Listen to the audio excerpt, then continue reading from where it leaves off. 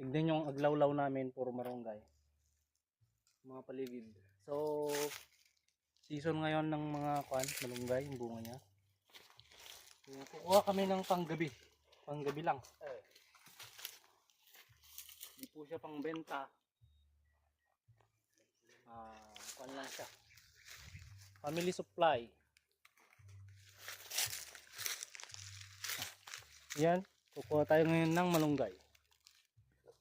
Itong mga bababa na to, so ginagawat na lang natin siya. So si father yan, yung sungkit. Tingin tayo daw ng mga matured na. Pwede nang harvest.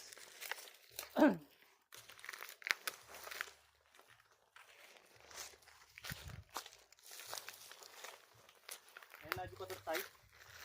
Nalayo. So ito guys. So ito mga ka-farmers. So drought season ngayon, kaya tignan nyo itong mga avocado namin. Talagang naglalantaan. Kasi yung history ng area na to, dating ilog. Dati itong ilog, lumipas sa mga panahon, lumipat yung ilog. Itong dating kabatuhan, bumaha-baha, natabunan ng mga lupa. Kaya kapag naabot na ng mga plants yung pinakababa kapag drought season, init, wala ng tubig, kaya ganito. So dito si father, marami na siyang naitanim dito, pero ganito ang nangyayari kapag summer season.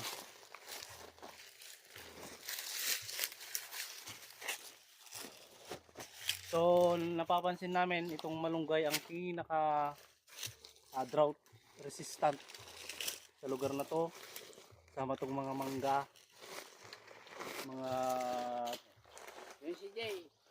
forest trees, and pati na rin itong saging.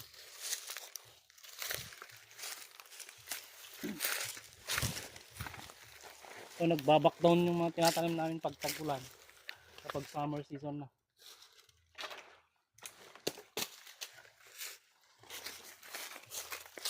Dahil sa kadahilanan nga na ito ay dating kabatuhan. Bato yung ilalim niya.